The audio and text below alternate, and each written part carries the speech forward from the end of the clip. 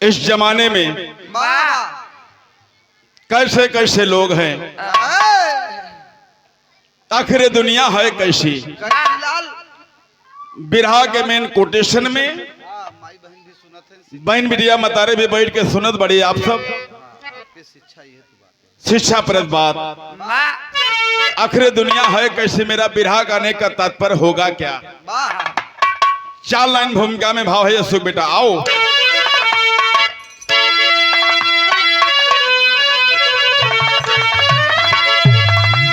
कि मतलबी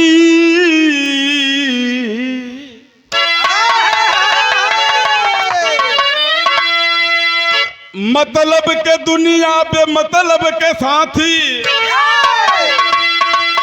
सदा प्यार मतलब से देता है भाई। मतलब से राखी बहन बांधती है, मतलब से दूधवा पियावेली माई। पिता पुत्र के बीच मतलब की मंजिल, मतलब से तलती खुदा की खुदाई। मतलब से नारी पिया को रिझाती, गया कभी मतलबी से बचना रे भाई।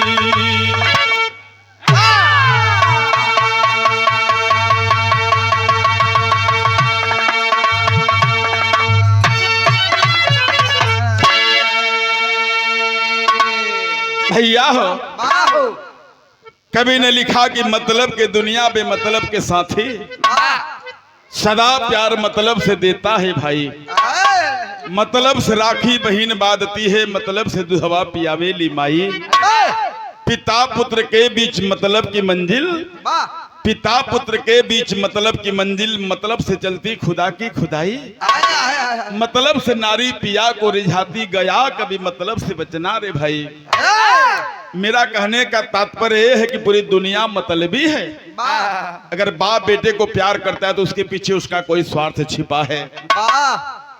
मतारी बेटी के भी सम्मान देवे ओकरे पीछे ओकर कोनो मतलब बा। हम सब टेरी बोलते तोहरा में हमरो सबको कुछ मतलब बा। मतलब बा लेकिन हाँ हम सब सही है भैया, तू भले है भैया। ये दुनिया मतलबी है, मैं बिरहा में सिद्ध करूंगा। एक लाइन गजल के नमूना में मास्टर अब आ।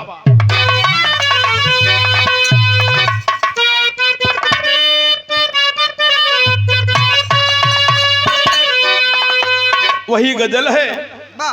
कोई नमाजी जाकर परवरदिगार के सन्मुख जाकर अपनी अर्जी को पेश करता है और कहता है, क्या कहता सो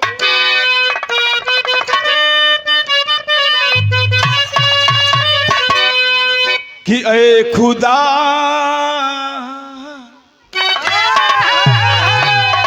कि ऐ खुदा इल्तिजा है ए मेरी,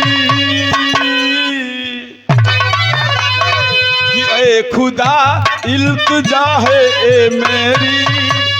मौत मुझको मदीने में आए।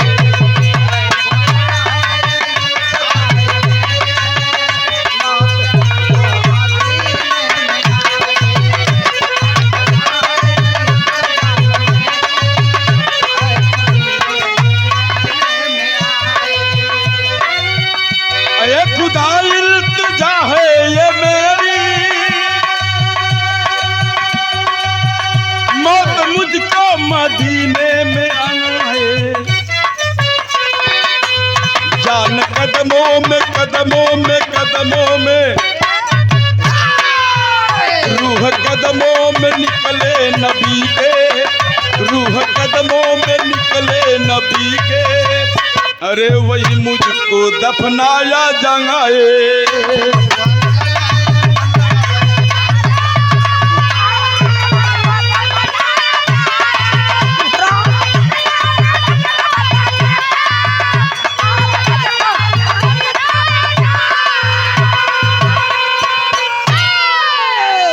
इसी भाव पर बड़ा सम्मान जब हमारा शुरुआती दौर है, बड़ा प्यार आप लोग दिली है मेरे फूलचंद बाबू की तरफ से। भुशौला की धरती से शानदार 101 रुपए का आशीर्वाद आपके चरणों को नमन से भैया को प्रणाम करते हैं। लेकिन तर सिनेमन फर्ज लिखा गया बिरहा में भाव है क्या मास्टर?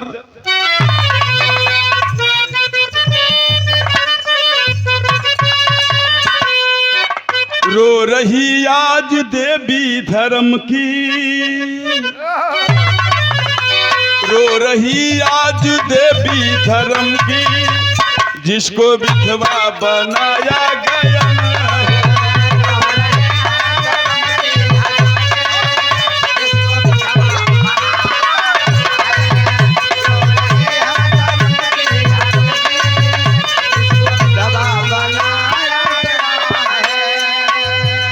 रो रही आज देवी धर्म की, जिसको विधवा बनाया गया है। मांग में जिसके सिंदूर सजाया, मांग में जिसके सिंदूर सजाया, प्यार जिसका जलाया गया है।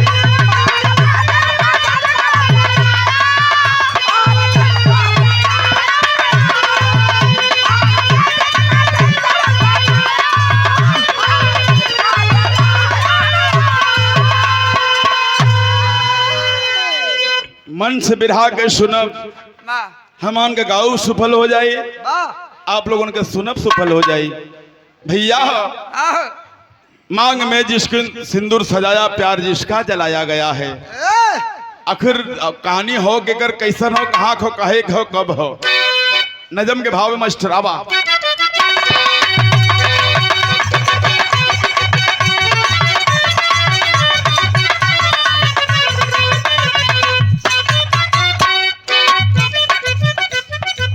दूरी इंसानियत से मानो जब हो जाएगा, दूरी इंसानियत से मानो जब हो जाएगा, धर्म ईमान का एक दिन दिया बुझ जाएगा।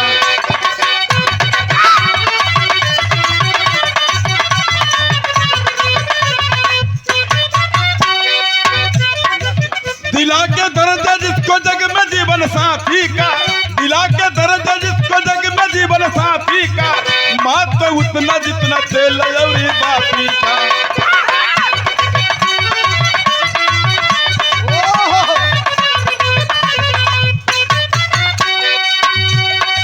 भैया हो आदमी का मुकद्दर, पहलवान भाई, हाँ भैया, आदमी का मुकद्दर और मेहरारू का चरित्र कब बदल जाए, कब बदल जाए कर कोनो गारंटी नहीं। पति पत्नी का प्रेम इसे चाणक्य ने लिखा है, चाणक्य ने लिखा है। पति पत्नी का प्यार शीशे की तरह झलकना चाहिए। लेकिन जिला बिजनौर ने दुनिया का छाती थर्राया, बेवफा नारी के करतूत का सिलाया। गौतम गोपाल दो भाइयों में प्यार बसा, मंजू माधुरी से जिंदगी का गाँव सजा।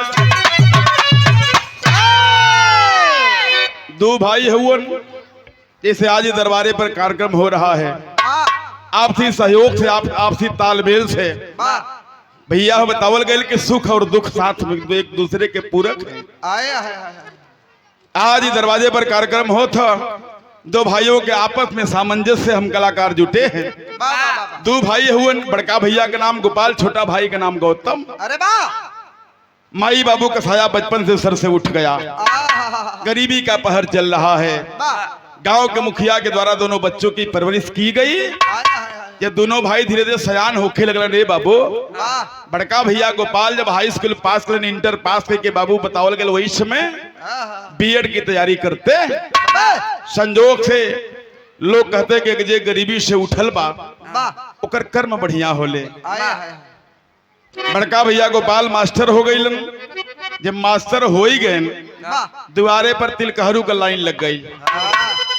गांव के मुखिया के सम्मान को जोड़ते हुए आखिरकार बड़का भैया गोपाल का बियाह भइल, दुल्ही आयल जोने के नाम मंजू है। लेकिन जब हर बड़का भैया मास्टर भइलन, पैसे का आगमन शुरू हो गया। छोटे भाई को भी पढ़ाना शुरू करते हैं। समय को पाकर छोटका भाई के भी जब बिया के दुल्ही आयल माधुरी बहुत बढ़िया परिवार चलत बा। वाह वाह वाह वाह। धीरे धीरे समय बीतल कितना दिन, कितना 17 वर्ष। वाह वहीं बीच में मास्टर गोपाल और दुल्ही मंजू के संबंध से एक बेटा पैदा भइल, वाह जौने के नाम गोविंद। बहुत बढ़िया परिवार चलत हो। जेके एक दिन के बात बा, मास्टर इतवार के दिन हो, दरवाजे पर बैठ के चाय के चुस्की लेते हुए पेपर को पढ़ रहे हैं। और दुल्ही मंजू भी पेपर पढ़त, पेपरवा पढ़त पढ़त बड़ी गजब का चीज न देखलस। वाह आइल बहरा कल कहो मास्टर साहब पेपरवा ही पढ़त हो कि कुछ देखबो कैला? कल मैंने तो नहीं देखा, तूने कुछ देखा क्या? देखो दुल्हिया बताओ तो बिरहा में एक गीत गलत हो बाबू।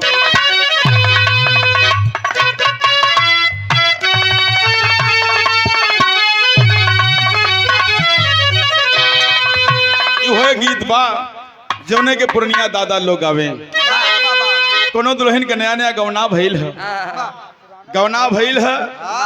जब गृहस्थी कपारे चप्पल तो बाबू चल गया परदेश। इतना पुरवा हवा बहुत बा श्याम बाबू, पुरवा हवा बहुत हो, जो इसमें जो हवा का झोंका ओकरे शरीर में लगल हो। फोन लगा दिले अपने सैया के, उलहना देती का कहलस,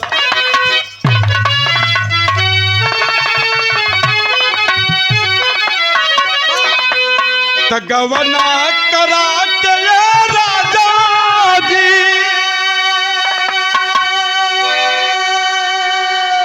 बसले शहर में उठेला दर्दिया बारम, उठेला दर्दिया बारम गतरेगा तर में उठेला दर्दिया बारम।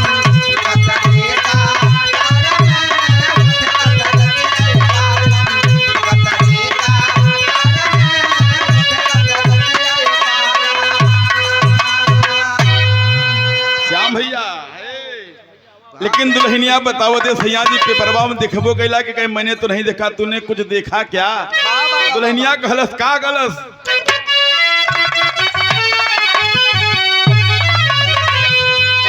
तो निकलल पुलिस के या भर्ती, निकलल पुलिस के या भर्ती, देखली सामनवा बेटा के सिपाही बना दा,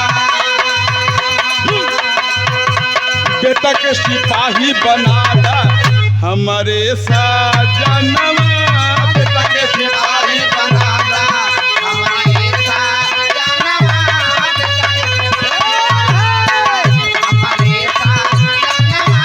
बेटा के सिपाही बना दा।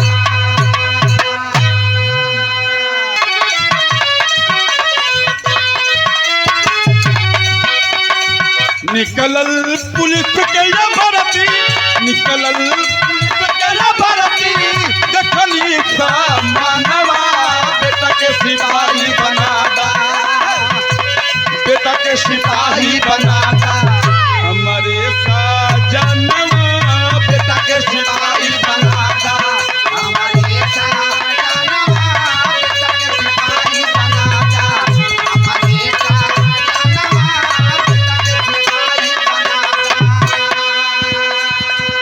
दुल्हनिया के से सैया पुलिस की खुली भर्ती निकलल बा, बेटा के सिपाही बना देता तो जिंदगी संवर जात। इतनी बात जब इसमें सुनलस गोपाल का दिमाग खराब है तेरा। आए मंजू, आज मैं अपने बेटे को भर्ती करा दूंगा, यही समाज मुझे ताना मारेगा। बारे मास्टर आपन बात छोड़ दे, अपने बेटा के बारे में सुधलन, भाई के बारे में ना सोचत हो, भाई की उम्र बढ़त हो। मास्टर साहब सोच रहे हैं, क्या सोच रहे हैं बाबू?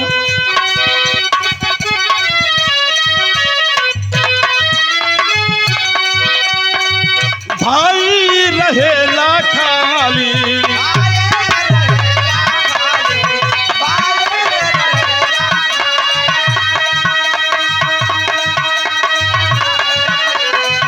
बेटा तदेला गंगाली,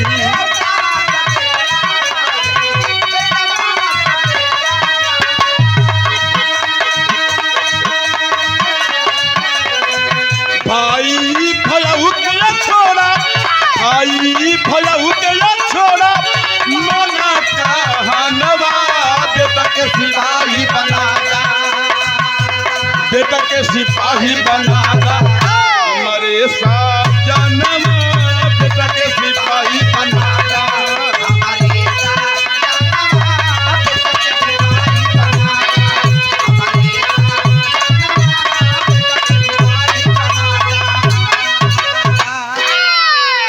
भैया जब इतनी बात मास्टर साहब सुन दिमाग खराब हो तो बेटा के भर्ती करा दे, भाई भाई बैठे लेकर उम्र बीते वाली हो। यही सोच के बाबूजी मास्टर साहब अपने दुल्ही के चोरी से शिक्षा का होले पहलवान मास्टर साहब ने दर्शा दिया। अपने दुल्ही के चोरी से अपने भाई का फार्म भरलन, उसका शारीरिक प्रशिक्षण हुआ, पास हो गया। रेस को निकाला है, रिटेन को निकाल करके बाबू जब फिजिकल का तैयारी पूरी कर ले, आखिरी इंटरव्यू की बारी आई। वहीं समय डोनेशन की मांग की गई। डोनेशन अंग्रेजी शब्द है, डोनेशन का मतलब दान होला, लेकिन दिहतिया वालों के घूस कहलन। जहाँ घुस जाए, जहाँ घुस हो जाए वहीं घुस जाए। जब घुस का मांग है तो मास्टर साहब पैसा की व्यवस्था करके भाई को तो भर्ती करा दिए, लेकिन दुल्हन और बेटे को मालूम नहीं चला, ना चला तो तब वो इसमें जब भाई चला गया बाबूजी ट्रेनिंग में, तो बिरहा में गीत बदल गए उस्ताद।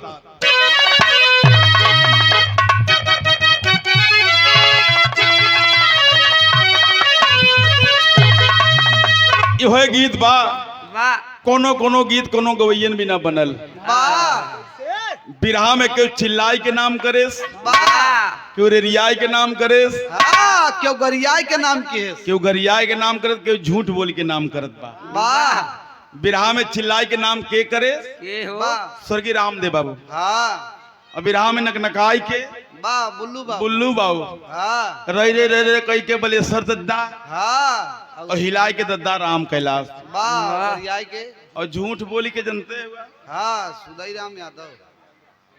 भैया इतने नहीं, गरियाई के देश जानता थे कन्हैया बाबू के नसुड़ी कक्का, सोझे जे कर रम्मा लाल रहे, लेकिन एक रामदेव बाबू अपनी जवानी में गवाए बेटा कैसा।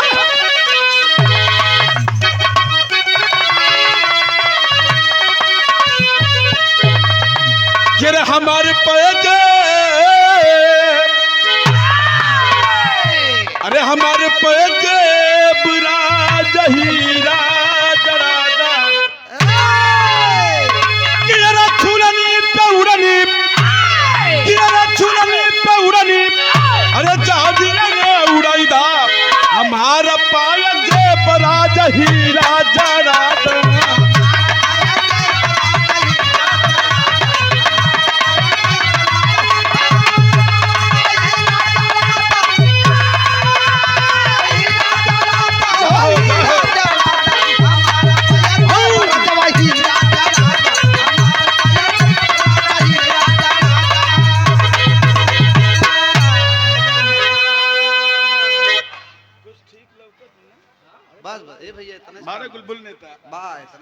भैया एलियस में कार्यक्रम के दौर कलाकारों को चलत बा, उन्हें भी जे हम भी हुई आप लोग क्षमा करेंगे। हम कलाकारों के यहाँ में गवैयन की दशा का भाई जानत हुआ, जैसे आषाढ़ का गोबर काढ़ा यार खतक जाए वहां। कल रात में शारदा भैया से रहल, काल शारदा के बेकहल हो गई, शारदा बेकहल भाई बैठा गेल।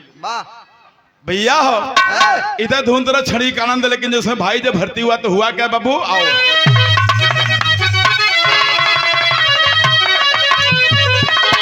तब भैला भरती, अरे भैला भरती भाई ट्रेनिंग में जाके, अरे कैली मतारी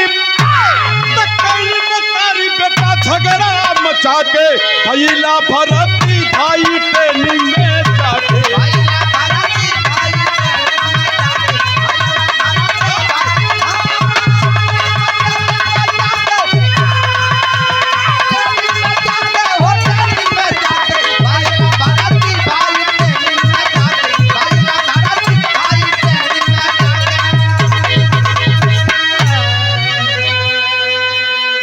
भैया भाई तो पुलिस में भर्ती हो गया, जब ट्रेनिंग में गया है, ट्रेनिंग से वापस आया है, ओकरे बीच में मालूम पड़ल के दुल्ही मंजू और बेटा गोविंद के।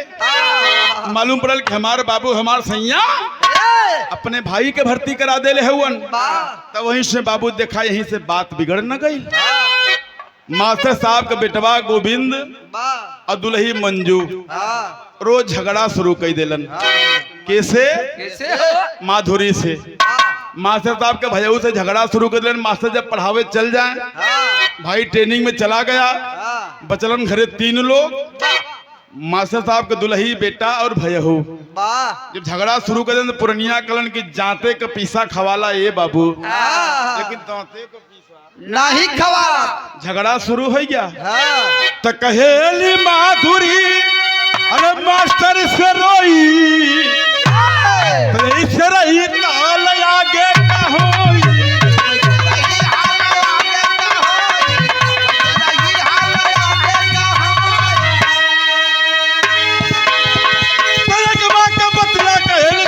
के भैया भरत भाई ट्रेनिंग में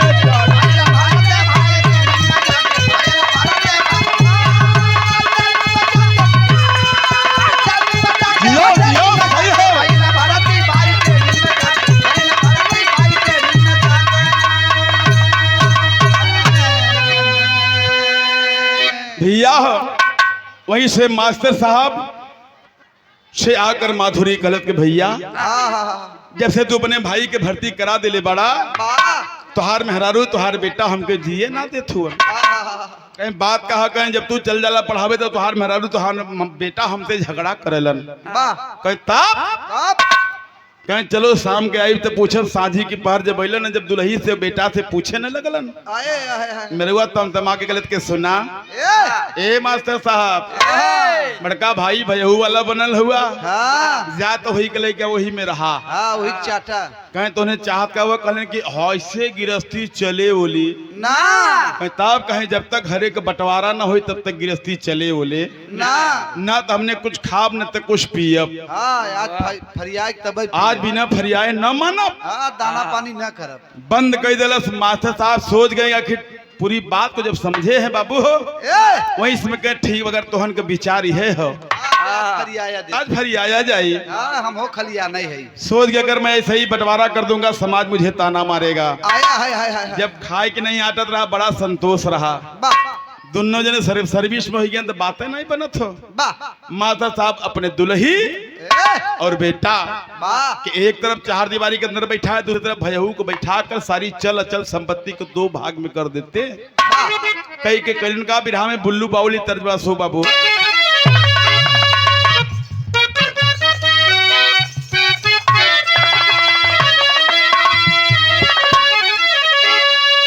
उहे गीत बा कोनो दुल्हन के नया नया गौना भइल मतलब जल्दीए के भइल ससुरे गइल है। चंद्रकेश्वर भैया ससुरे गइल जब वहां से लौट के आइल सखी से लेकर कारे फलनिया तोर कैसन बीतल रे कैसन बीतल सब तो ठीक रहले ये बहिनी एक कई कबाहत रही का बतावत अशोक तसेजु चढ़ती अरे डर लागे मोरी गोइया सेज चढ़ती डर लागे मोरी गोइया सैया खुगती पति खोले रे दुल्हा खुगती पति खोले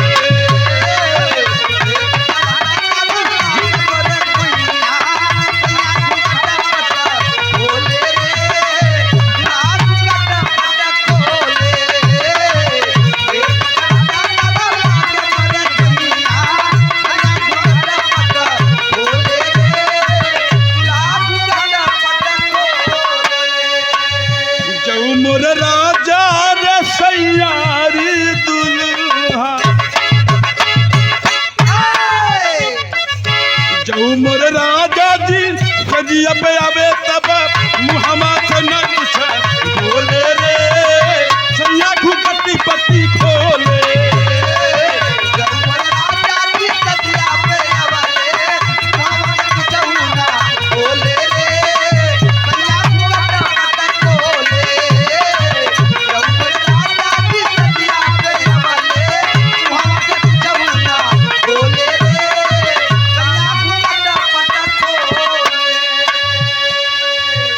भैया हाँ इतनी बात उनिश में इधर धुन तरह छड़ी का आनंद हो, वाह लेकिन मास्टर साहब अपने दुल्ही बेटा के एक तरफ बैठौले बड़न, एक तरफ भयहू के बैठौले हुए फैसला करते हैं। वाह घरवा दुआर बतल धन दबलतिया,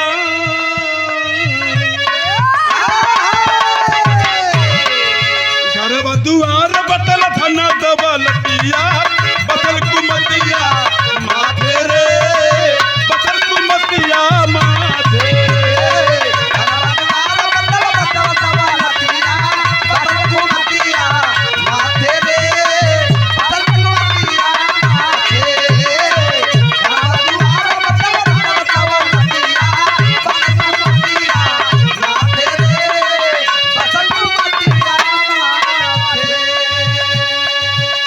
भैया हो मास्टर साहब सारी चल अचल संपत्ति को दो भाग में करते हैं, आधा बेटा और दुल्ही के दे देलन, आधा भयहू के दे देलन।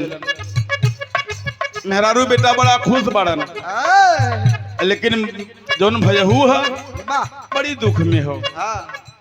यह समाज ताना मारी के बारे मास्टर जब यहाँ तक नहीं रहा, खाए बिना बड़ी एकता रही। दोनों भाई जब सर्विस में हो गए तो तालमेल नहीं बैठा, तो यही तो जमाने की रीत है। आधा आधा दे दे सब उन्होंने खुश नहीं, बड़ी दुखी हो। मेरे बुआ पूछन तो ने ठीक बड़ी करे तो हम कहिए करना चाहत रही। मास्टर का ठीक तोरे मन को हो गया, तोरे मन को हो गया कि हाँ कहीं अब हमारे मन को सुना कि हमार फैसला हो का।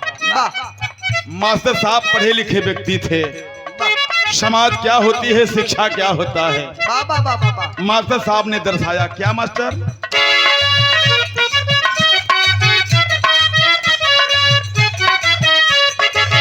कि सर्विस में आदा अरे वो भाई के दिहल। ए मंजू, ए बेटा गोविंद, सुन ले मेरी बात को कान खोल करके सुन ले। का बाबू कलन की हम ही जो नौकरी वह करत बड़ी, जब हम रिटायर हो जा, जवन हमार सर्विस मिली उनमें आधा हिस्सा हमरे भाई का रहे। इतने बतिया मेहरारू बेटा के सुलूक न गईल का तो वहीं भर नौकरी करेला, तुहार भाई ना करेला, कहीं उससे हमसे कोनो मतलब नहीं बा, कहीं इतना नहीं कि सर्विस में आधा अरे वो भाई के दिहाल, पेंशन में ठीका जिन गया का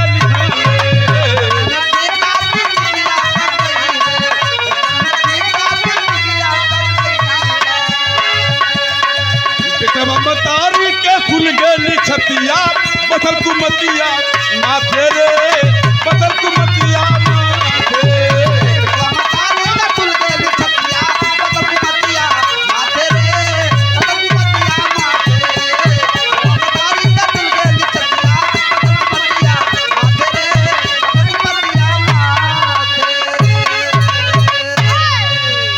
भैया मास्टर साहब ने फैसला कर दिया कि सुनिया, जब हम रिटायर हो जाए, जो हमें सर्विस मिली, पेंशन मिली, सर्विस में आधा भाई का हमारे हिस्सा रही, पेंशन में पूरा ठीका जिंदगी का। जब तक हम जियब जितना मिली उनमें आधा हिस्सा हमारे भाई का रहे। इतने सुनत मेहरारू बेटा का माथा काम ना कैलस, दिमाग खराब है तुहार मास्टर साहब का तो वहीं पर नौकरी के लिए तुहार भाई ना करेला। तो कभी ने लिखा कि बढ़ जाए दुनिया में सब कुछ, बढ़ जाए गंगा की धार, बढ़ जाए दुनिया में सब कुछ, बढ़ जाए गंगा की धार, नहीं बांट सकता है कोई राम भरत का पावन प्यार। आदमी दुनिया में सब कुछ बांट सकेला ये बाबू, लेकिन एक भाई के प्रति जो भाई का प्यार होता है, उससे कोई धरती पर माई का लाल पैदा नहीं हुआ कि जो उसे बांट सके। बंटवारा मास्टर साहब कर दिए, दुल्ही बेटा के मंजूर नहीं है। भयहू बेचारी सुसुक सुसुक रोबत है कि बारे मालिक। जब बंटवारा कई देन हर बिहाने मास्टर साहब जब नहाए हुए के तैयार भयन, तो मेहरुआ के दिमाग में चले न लगल। जब भयहू वाला कैले जा वही के में रहे, वही के लगे चाटा, वही के लगे खा। जा वही में रहा, वही से कुछ मतलब रखा, हमसे कोई मतलब आपका नहीं है। जब इतनी बतिया जब नहीं सुन, जब सुनलन तो बाबू बतावल गल मास्टर साहब नहाए धोए के तैयार भैन, दुल्हिया मंजुआ गुस्सा में एक को रोटी बना के देहे सोहे नहीं 4-6 दिन बीता तब तो माधुरी सोचे से आखिर भैया इसे बिना खैले जात हुआ हाँ, शोभा दिन भर लड़कन के पढ़ावला नहीं शोभा नहीं देता। तब वैसे बाबू 2 रोटी बना के जब दे दिले मास्टर साहब चाप के चल न देलन। हाँ तब लड़कवा समझावा था करे माई हाँ, देख चाची के, चाची के देख बाबू के का दशा है, हाँ उन्हें खियावत पियावत था। कोनो मतलब तो ना है। हाँ भैया जब यही धीरे धीरे जब 15-20 दिन बीतल मास्टर 2 रोटी पावे चाप के अपन निकल जाए। हाँ ले एक दिन लड़कवा समझावत है कि माई हमरे दिमाग में एक बात आवत बे। हाँ ये खा चाल कहीं का बतावत है बिरहा में गीत लगल मास्टर आवा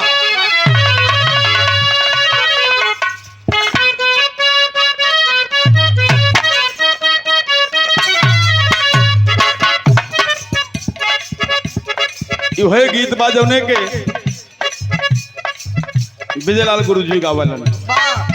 झुमका चूमेला है झुमका चूमेला, कोनो दुल्हन बताओ ते राजा जमाना बीत गया कि झुमका चूमेला है झुमका चूमेला, झुमका चूमे तोहार गोरे गलबा न दुनिया बबल कइले बा।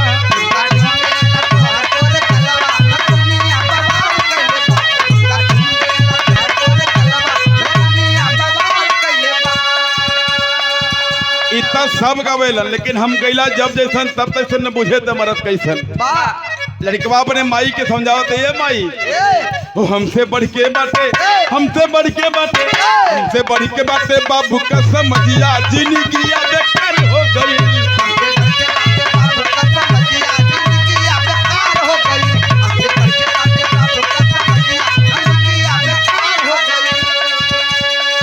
लड़कवा कलस अरे माई बाबू का दिमाग काम ना करत हो, कहीं मतलब कहीं बाबू इस समाज लेके चलत है का समाज हमके भोजन दे का कलन तू कहल का ज्यादा कलश माई हमारे मन में एक बात आवत बा।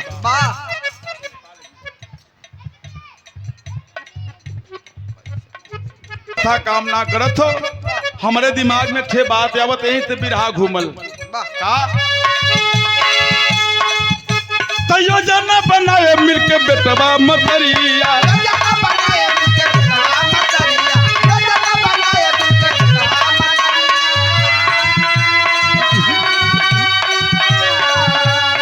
अरे नहीं रही बात ये माई रे,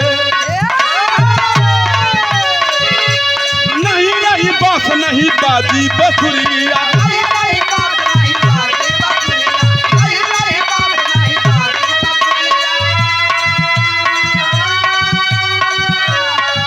हमसे बढ़ के बाटे, हमसे बढ़ के बाटे, हमसे बढ़ के बाटे बाबू कसम दिया जिंदगी बेकार हो गई।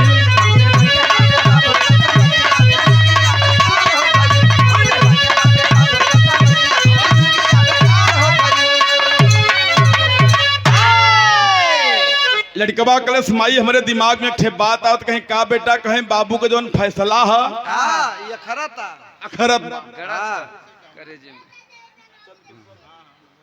ये हमारे बड़े लड़के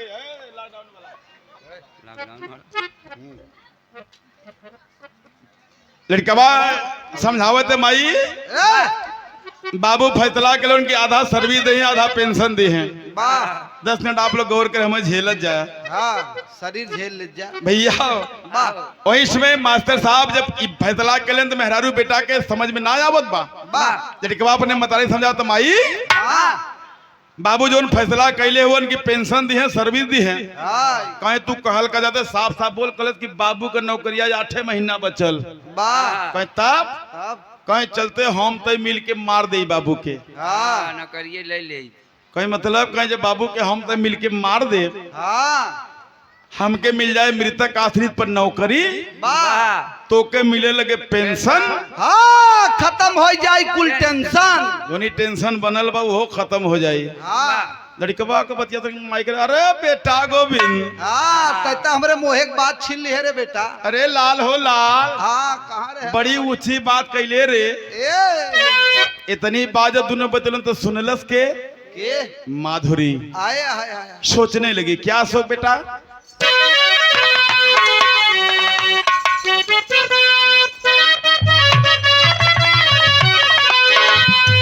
कि धर्मवा कौने खाते पर लगी, अरे धर्मवा कौने खाते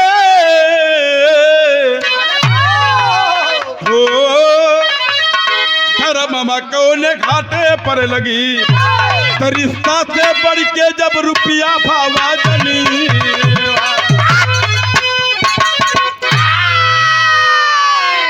धर्मवा कौने घाटे पर लगी, रिश्ता से बढ़ के जब रुपया भाव जनवा, धर्मवा कौने घाटे पर लगी।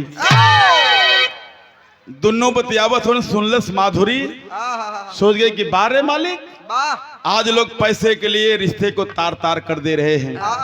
तब बतिया सुनती राली, अरे माधुरी आवा का भैली, अरे रोई रोई करई जी हरवाई भाई जी। एक दिन के बाद मास्टर साहब खा पी के साइकिल लेकर के जब चलन बाबू हो, पीछे वाले दरवाजे से आकर ही आचर फैला के खड़ी हो गई। मास्टर साहब जब देखलन कि बाहर है माधुरी, बंटवारा क्या हो गया, अपना कदम तूने घर से बाहर निकाल दिया। कल भैया एक बात दूसर मत समझिया, हम अली का है कि दीदी और गोविंदू लैया, ये भैया तोहरो जिंदगिया के, अरे कैल बमोरईती वरवंगाई भाई जी। तोहार बेटा तोहार दुल्ही तोहके मारल चाहत हुवन।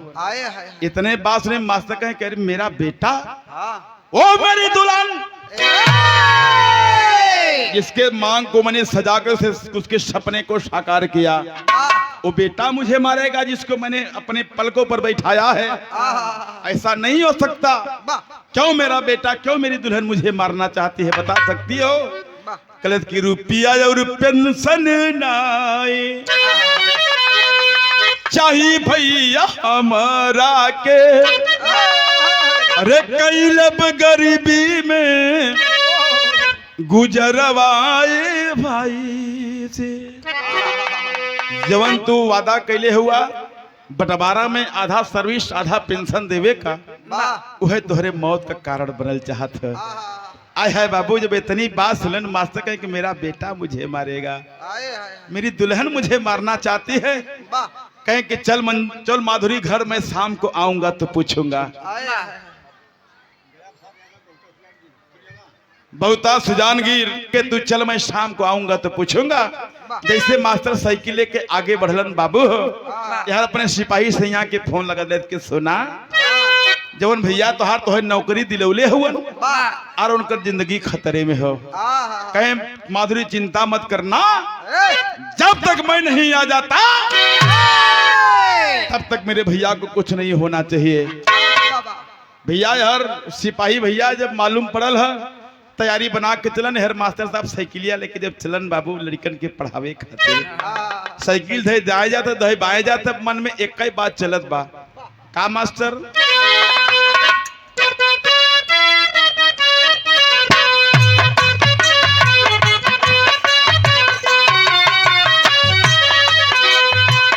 हमारा के मारी हमारी बेटवा में हारिया,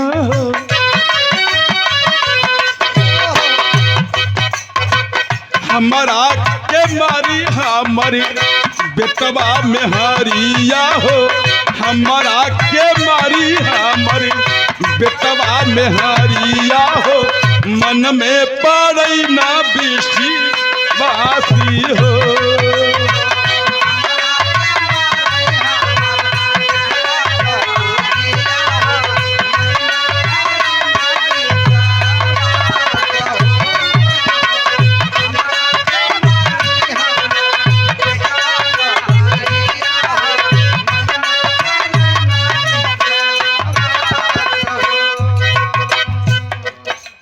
इसी भाव पर लालमणि राजमणि चौकीदार वाह भुसौला के धरती से कजरी के बड़े सुंदर गायक।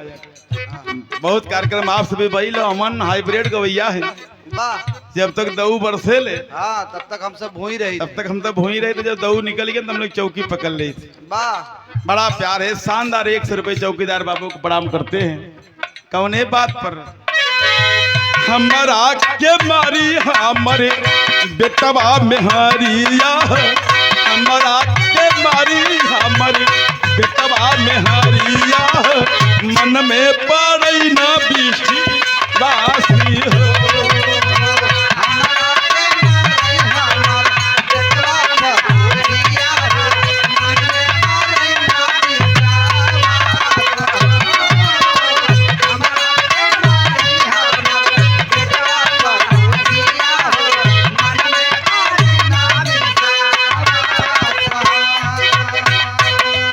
मास्टर साहब के दिमाग में बस एक ही बात चल रही है, मेरी दुल्हन मुझे मारेगी, मेरा बेटा मुझे मारेगा। गई स्कूल लेकिन कुह के करे जवाब बाबू, गई स्कूल लेकिन कुह के करे जवाब, पैसे पर आया हुई है फांसी हो।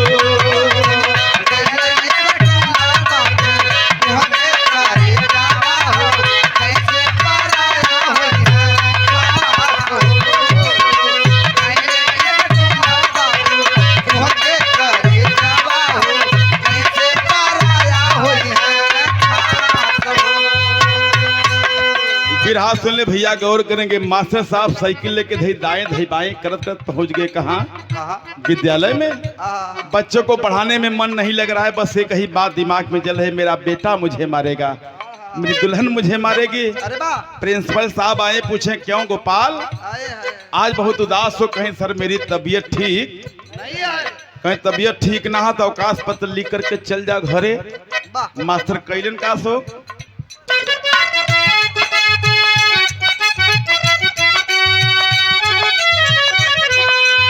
लेके अवकाश मास्टरी, अरे घरवा पे आए, अरे दुविधा में घूमे मनवा, अरे नाई चयनवा पाए। पूछे जना कैसन तबीयत न ठीक बाटे, पूछे जना कैसन तबीयत न ठीक बाटे, कोई गई नहीं एक कदम साथी हो।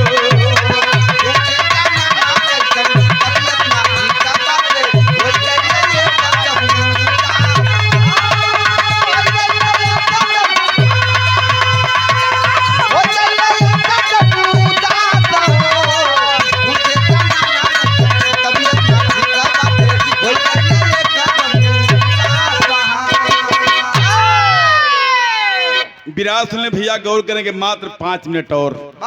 दुल्हिया जब देखले तो मास्टर साहब घरे पहुंच गए, अपन साइकिल दीवार से लगा के खड़ी कर दिए। चुप जाके जो ही बेड पर बाबू लेट गए, बस सोच रहे हैं कि मेरा बेटा मुझे मारेगा, मेरी दुल्हन मुझे मारेगी। तब से दुल्हनिया चुन्हा के पहुंचने लगे, कहो मास्टर साहब बड़ा झटके में आई गया, का बात पर कहीं आज मेरी तबीयत ठीक नहीं है। कहीं तबीयत ठीक ना होता तो हर दवाई का व्यवस्था कैले।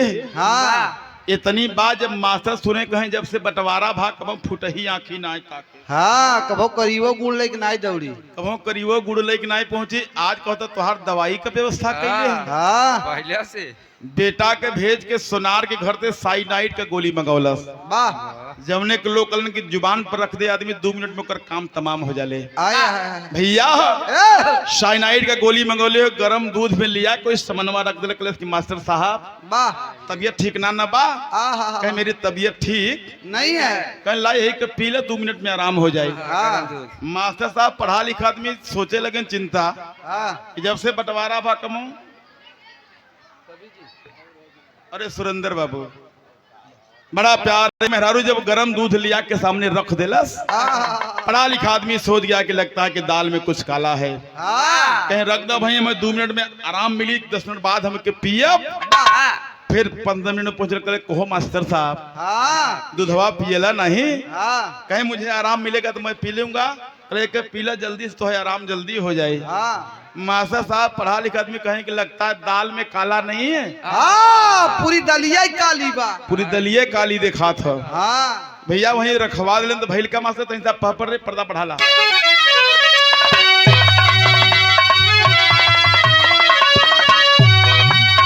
तो दूध पियावली जबरी गुजरिया वही कोठरिया में, दूध पियावली जबरी गुजरिया वही कोठरिया में, जहाँ प्यार का सूखल बा फुलवरिया वही कोठरिया।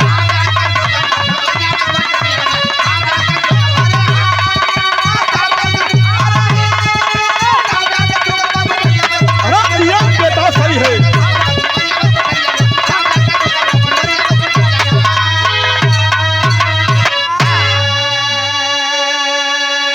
ऊपर से मन का किया प्रेमी, पापी ने ढोगे रचाई है, रखी दूध टेबल के ऊपर उसमें जहर मिलाई है। भैया दूध में जहर मिला कर साइनाइड की गोली डाल कर सामने रख देती है। मास्टर साहब वही के रखोले हुवन, मुझे आराम मिलेगा तो मैं इसे पीऊंगा।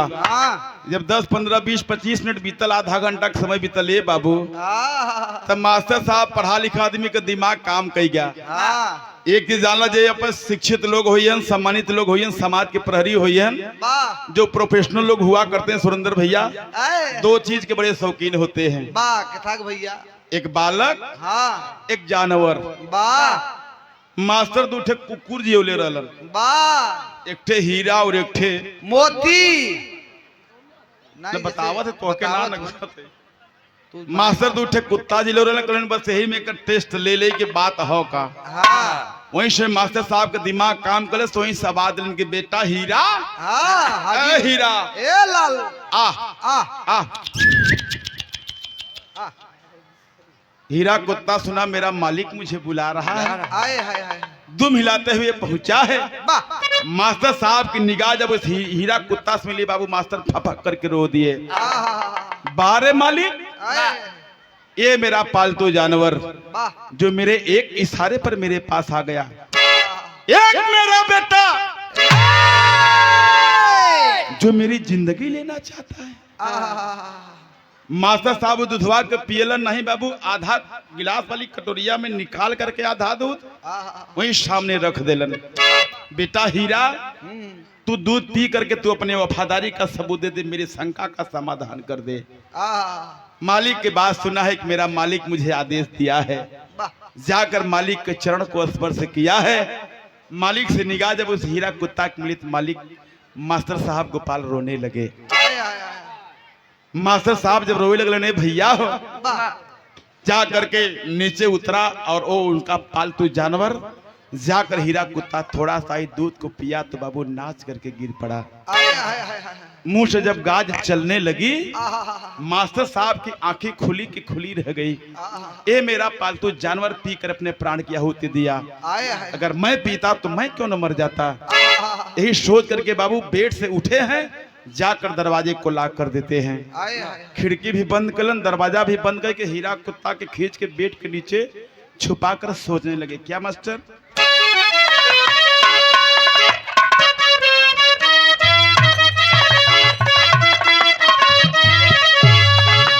अरे कि धानी काली काली तोहर, अरे धानी काली काल तोहर, कैसर बा सूरतिया बाबू।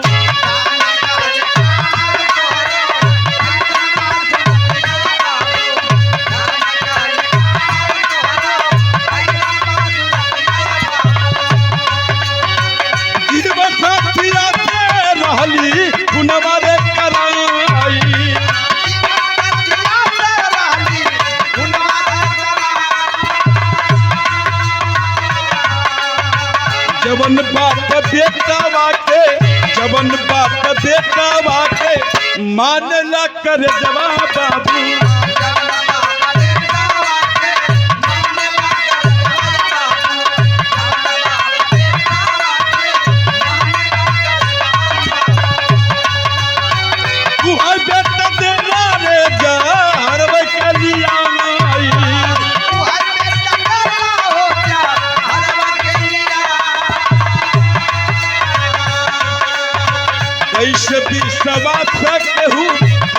विश्वास केहू करी दूसरा पर रजऊ।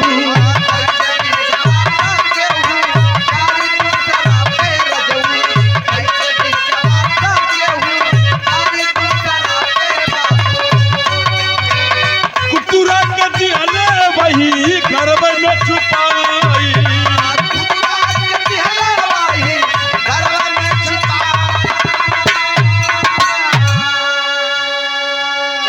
भैया हो ए बेटा तो हल्ला ना हो। ए टोपी वाला देखो ये शिक्षा की। मास्टर साहब सोचने लगे बाहर मालिक कैसे कोई दूसरे पर भरोसा करेगा। वाह एक मेरा बेटा जो मेरी जिंदगी लेना चाहता, एक मेरा पालतू जानवर जो अपनी जिंदगी को दे दिया। यही सोच के दरवाजा बंद किया। घड़ी धीरे धीरे धीरे धीरे शाम के 7, 8, 9, 10, 11, 12, 1, 2 आधी रात के बेला जब घड़ी 2 बजौलस तो लड़कवा माई कलर करे माई। हाँ लगा था कि कमवा हो ही गया। लगा था पपवा मरी गया। हाँ चल झूठे के रोई दे। हाँ पहुंचा दुआरी पे कहे बाऊ बाऊ। हाँ लगा बाऊ बाऊ को बाऊ का ये सार उठा हम तो नाम हुअल है हाँ लेकिन उठब तो तोके जरूर मुआई। हाँ लड़का 5, 7 आई खूबन हुई बाऊ बाऊ कही के रोवलस गौवा वाले अराई के जुटी गए। हाँ तबले दुल्हन पहुंचल कलत कि राम हो राम हाँ कुल बिगाड़ दे है काम। वाह अब हमें बजरिया के घुमाई मोरे रजवा।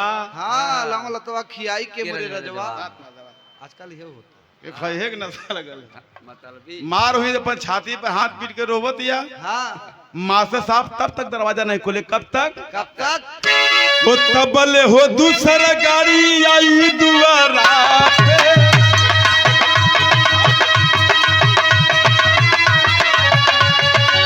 तबले हो दूसरा गाड़ी आई दुआरा पे।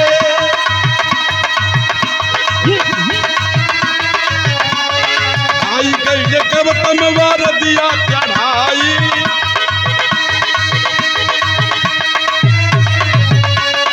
आई गई कब तमवार दिया चढ़ाई।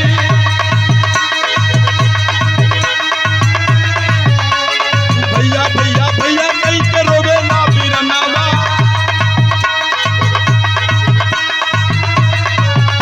तो भैया भैया भैया कहीं के रोवे ना बीरनावा।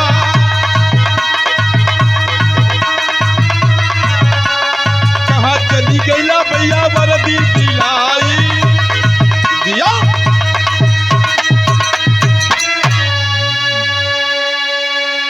बिरहा मात्र एक लाइन और। वाह बाबू हो ए भाई तब तक दरवाजे को नहीं खोला। कब तक? कब तक? जब तक उसका भाई नहीं आ गया। आहा दुल्ही बेटा जब रोवत होने उनको रोवाई देख के पूरा गाँव ही जुट गया। पूरा जब गाँव ही जुट गया हाँ जब मुखिया जुटे प्रधान जी कहे ये भाई हाँ हाँ ये मामला गंभीर दिखा। मामला गंभीर दिखाता। हाँ कहे के का बात करे हाँ गप देना वहां समय 100 नंबर चलत रहा। हाँ 100 नंबर लगा दें गाड़ी वही वही कह के पहुंचल। हाँ मासा साहब चुपचाप वही बेड पर सो करके सारी बात को सुन रहे हैं। आहा मुखिया जी से पूछे लगलन बात क्या करें सरकार यही से पूछे लड़कवा कल हमारे बाबू दोपहर की आयन हाँ सोवा का सोवा हन दरवाजा बंद बा ये सा आहा लगा था पपवा के कुछ हो ही गया। हाँ बाबू कुछ ना बोलो तो सुतल हुवन और दुल्हिया मार पुक्का फाड़ करो तब मास्टर साहब तब दरवाजा खोले। कब? कब? जब उनका भाई दूसरी गाड़ी से पहुंचा है। आहा दरवाजे पर भीड़ देखलस रोवे लगल। वाह भैया 2 मिनट और।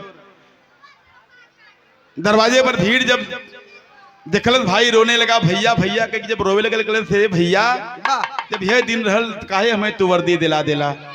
जब भाई सुना कि मेरा भाई आ गया है बाबू जाकर बेड से उठे हैं मास्टर। आहा दरवाजे को नहीं खोले ए जाकर खिड़की के वही एक सिटकनी कट देना खोलबे तो कैलन। आहा खोल के जब हटौलन तो लड़कवा अपने माई के देखत मतरिया अपने बेटा के देखत। हाँ करे गोविंदवा हाँ कैसन दवैया लिया आए रे। हाँ नकली तो नहीं रहल। मस्तरवा मराना बजी तो मास्टर का ये सार हाँ हम तो ना मरली हाँ लेकिन तो है जरूर। लेकिन तुन्ने के मुँह आई। वाह खोल करके दरवाजा बाहर जब आते तो कहते हैं क्या बेटा आओ।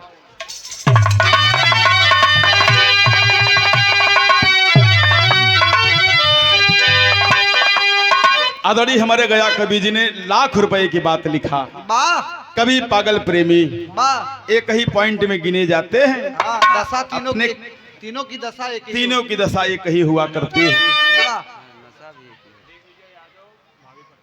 अच्छा अच्छा। भावी प्रधान पद के प्रत्याशी दिग्विजय। भुजौला के धरती से बाबू दिग्विजय यादव हमारे छोटे भाई हैं। आपकी तरफ से शानदार 200 रुपए का आशीर्वाद आपको प्रणाम करते हैं। सकल पंच को नमन। एक चीज अलग, दिग्विजय भैया के सांसदी जी तब सरल है। हाँ कन्हैया बाबू हाँ विधायकी जी तब सरल, जिला पंचायत क्षेत्र पंचायत सुरेंद्र भैया हो जाबा, वाह। लेकिन प्रधानी चुनाव बहुत टाइट होले। हाँ उमे खेनारा रहे जनत हुआ का। हाँ, कच्ची दारू कच्ची वोट, पक्की दारू पक्की वोट, दारू मुर्गा खुली वोट, नकदी पैसा दुद्धू वोट। हाँ यह जे करे दिग्विजय भाई ओकर काम हाँ निकल जाए। निकल जाए। बिहार में का मतलब बा? हाँ मतलब यूं होता है। आरजेडी वाले कहे हमार लालटेन दवाई दे है, हाँ क्यों कहे हमार ई दवाई दे है, क्यों कहे वो दवाई दे है। बीजेपी वाले कहे चाहे जाओ मन तवन दवाई दे है। हाँ परे कुल हमें है के। परे कुल हमें है कि तू बात भर छोड़ दो, राजनीतिक बात यहाँ नहीं है। हाँ ना जेकर गोजी ओकर भैंस। भैया वाह। तुम्हारे गया कवि जी ने एक बड़ी ऊंची बात लिखा। क्या लिखा बेटा?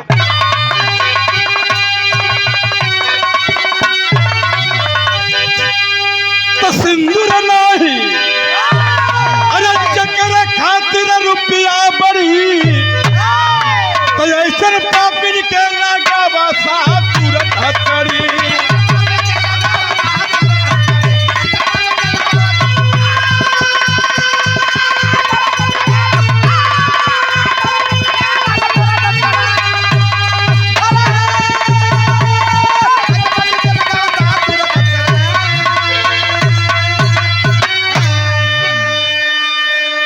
कन्हैया बाबू कहलन करन कि सिंदूर नहीं जेकरे खातिर रुपया बड़ी, वाह। ऐसन पापिन के लगावा साहब तुरंत हथकड़ी। ए, कहीं बात का कारण कि सरकार मुझे दूध पीने के लिए मिला था, वाह। मैंने दूध को नहीं पिया, मुझे शंका हो गया। आहा, हम दूध ना पी लिए, सरकार मैंने अपने कुत्ते को पिला दिया, मेरा कुत्ता मर गया। आहा, मैं हाउ कहाँ खींच के लिया के जब बहरवा रखलन, हाँ देखा अपने हिंदुस्तान का कानून में ही पेच फंसेला। सुरेंद्र भैया ना। दीवान जी ने कहा हो सकता है कुत्ता पहले से मरा, हाँ क्योंकि हिंदुस्तान का कानून साबूत मांगता है। हाँ। ए लड़के ए चुप रहो। पूरी खा ल भैया, हमार खपड़ोहा जिन खा। हाँ जी अबे कम भैया, ये मेरा हिंदुस्तान का कन्हैया बाबू कानून है। पढ़े लिखे विद्वान गौर करेंगे। ऐसे एक जंगले में आग लगा दी गई, जाना था काहे? काहे? गुनागार हाथी था। हाँ जंगलवा जब फूंक देहन हाँ तो मैं खे करिया के भैंसा निकल के भागैला। हाँ भैंसवा भगत अगवा को के लंगूर मिला की। हाँ ए भाई हाँ। तू कस रफ्तार बढ़ाए कहीं मतलब कहीं गुनागार हाथी बा, तू रफ्तार बढ़ा का ये सार हाँ तू हूँ रफ्तार बढ़ैले। हाँ। जाना था काहे? काहे? नहीं तो पकड़ाई जाए तो 6 महीना सिद्ध कर्म लगे कि हम हाथी नहीं हम भैंसा है। हाँ ये अपनी हमारे यहाँ का कानून है भैया। करिया भैया शंका मत कर, जाना बात बिगड़ जाए। हाँ बड़ा ही प्यार है, इंटरटेनमेंट जरूरी। मेरा नाम दीनानाथ हसमुख। हाँ बहुत दिन बाद तू मिलल बाड़ू, लेकिन बराबर भेंट हुई। हाँ जन लो हाँ तू शंका मत कर अपने तू अपने मन में शंका मत करे, शंका से काम कबहू कबहू बिगड़ जाते। हाँ जान तो का है बताओ थे। एक मिला तबीयत खराब है कि सुरेंद्र भैया, डॉक्टर साहब लगेगा, डॉक्टर कहे तुम्हारा सब चीज तो ठीक है, हाँ तुम्हारा यूरिन चेक होगा। वाह यूरिन। कहीं मतलब कहीं वाह तुम्हारा पेशाब चेक होगा। कहीं लिया हुए कब कहें कि सवेरे सोई के जब उठे हाँ पहले ताव लेके आया। हाँ तू सोचे लैजाब के था, आपने कहा कि ब्लू लाइम ले ले। हाँ जाना 70 था ना 75 वाली। हाँ 75 वाली। ब्लू लाइम ले ले तो अपने मुड़े के नीचे रख दे। आप भोरैया में जब उठा तो ढक्कन मार कर कड़ा के ले ले। हाँ सीसी रख के जब ताव लगा तो गवा हुई पेशाब कई के लिए आई के हलुकारे नशे में ढक्कन बंद करके मुड़ी के नीचे रख दिए। रख दे। और लेट के बाद नींद आई के मेहरारू भोरई बड़ी सखरत रहे, झाड़ू मारते है, झाड़ू से लगा उस सीसी गिरी गई। वाह मेहरुआ मारे डर के मारा कहे पिए कड़वा उठे तो मारे जरूर। हाँ। डर ऐसा चीज होता सावरी। हाँ मेहरुआ में आपन पेट्रोल डाल के रख दे। वाह उठा सरवा जेबाम ना पहुंच गया डॉक्टरी। डॉक्टर जब चेक करे तू कुर्सी से उलट गया। हाँ कहे कर डॉक्टर साहब रिपोर्ट कर। चुप।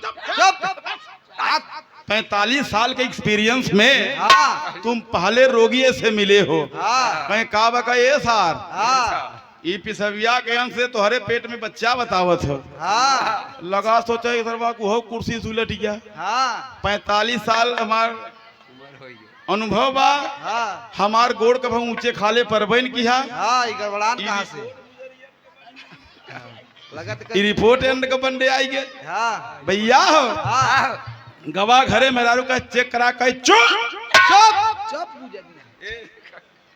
कहीं का बा कहीं कि चुप रे फलनवा के माई हाँ लगा रो हो सरबा। हाँ हम गए जो चकरा डॉक्टरवा कहे तोहरे पेशाब कम से तोहरे पेट में बच्चा बा करे हमार गोड़ के ऊंचे खाले अंड के बंड पर बहन की है। हाँ रिपोर्ट उल्टा सीधा कैसे आई गई मेरे कहे अब यहाँ बताए दे गुस्सा मारे हाँ हफ्ता नहीं बताए थे। हाँ शंका ऐसा होत है हाँ सांवरी जी हाँ बरधा की नाधा की ना वो चुमोरी गया हाँ लगा झुराई लगा झुरा मेरे कर ना बताओ तो हो सकता मर जाए। हाँ हम टटके रान न हो जाए हम टटके रान न हो जाए बिसारती दुकानों ला न रह जाए। हाँ भैया हाँ वह कहे सुना ये रजऊ हाँ जो में रहा तोहार नहीं रहा वह हमार हाँ। इतनी बात कर चदरा फेंक के कहे अरे तेरी माई के अपन माई कही तेरे माता पिता की जय हो। हाँ ये बड़ा ये मूल्य पुरस्कार हमारे कन्हैया बाबू की तरफ से वाह बिरहा के अध्यक्ष महोदय 14 जनवरी के ऐतिहासिक कार्यक्रम कराते हैं। वाह जब दीवान जी ने कहा हो सकता है कुत्ता पहले से मरा हो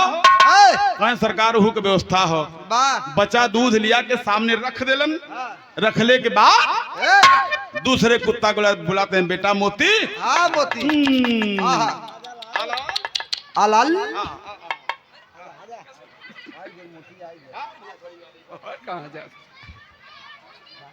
बुलौलन हाँ दूसरा कुत्ता आया है जब जो अपने भाई को देखल तो हीरा के हो आहा रोवे न लगल। आहा कहे तेरा भाई ये मेरे पास वफादारी के लिए आया था अपने प्राण की आहुति दिया वाह तुझे भी वफादारी का सबूत देना होगा। आहा जाकर थोड़ा सा ये दूध को तो ग्रहण किया तो नाच करके गिर पड़ा। आहा दीवान जी की आंखें खुली की खुली है। दोनों बेटे और दुल्ही को हथकड़ी लगा कर ले जा करके चार दीवारी में बंद कर दिए। वाह यह बिहाने के समय मास्टर साहब अपने भाई की कलाई पकड़ के लेके तहसील गए। आहा भाई कल भैया कहाँ कहें चलो मैं इस धरती पर अब 1 मिनट नहीं रह सकता। आहा कहीं काहे कहें जहाँ ऐसे लोग हों हाँ इतने मतलबी लोग हो यहाँ मतलबी लोग। मैंने बिरहा के पहली पंक्ति में बताया कि मतलब की दुनिया बेमतलब के साथी सदा प्यार मतलब से देता है भाई। ए, मतलब से राखी बहन बांधती है मतलब से दुधवा पियावे लिमाई। वाह पिता पुत्र के बीच मतलब की मंजिल मतलब से चलती खुदा की खुदाई। ए, मतलब से नारी पिया को रिझाती गया कभी मतलब से बचना रे भाई। वाह धरती पर मैं नहीं रहूंगा जाकर सारी अपनी चल चल संपत्ति भाई को दे देते हैं। जब जा लगे तो भैया कहे जाते हो भैया रोकब ना। हाँ जाते जाते एक काम कह दे कहीं का कहीं अपने एक निवेदन पत्र पर बेटा और दुल्ही के छोड़ा के तब जइहा थे भाई। भाई की बात को सुने प्यार का बीज उत्पन्न हुआ। वाह बेटा दुल्ही को छोड़ा कर जब लेके आए तो बाबू मास्टर कहना बकी छे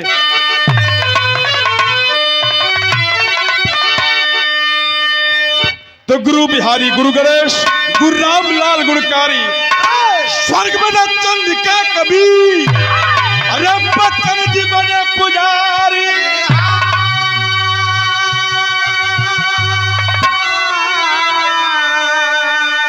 धर्मवा कौने घाटे पर लगी ये कुल पूर्वांचल वाले गावलन। हाँ पूर्वांचल हवा बहल पहुंचल कहाँ कहा कछमा।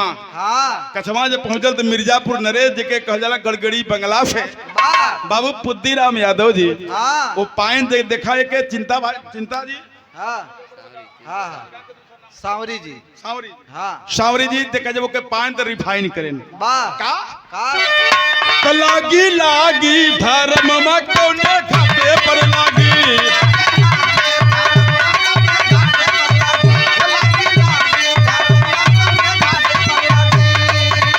दीना गला कभी के ना हो दीना गला कभी के ना हो दीना गला कभी ऐसे पहुंचा कहाँ और आई हाँ लाला नगर हाँ जहाँ के बाबू पंधारी वाह पाए के लग्गा लगाई के ठेल देहन हाँ पहुंच गया कहाँ सुअरा लमाही जहाँ के दादा राम कैलाश वाह पाए दे कुर्ता का कोनाइट के और आगे बढ़ाई देहन वाह पहुंचा कहाँ प्रयागराज झूसी झूसी नरे जहाँ के बाबू रामधार बड़का कपार वाले बड़का खूब बिरहा जगत में उनसे बड़वार खोपड़ी के ऊपर रहबन की हाँ जब वो पाए देखे और रिफाइन कई देन रामधार दुई जने वाह एक रामधार प्रजापति सूर्यावा मना मनापुर सूर्यामा हाँ एक रामधार यादव झूसी प्रयागराज वाह वो पाए देखे वो बढ़ा देन मास्टर तदीना गया कभी कभी के लाई मनवा ममा कौन खाते पर लागी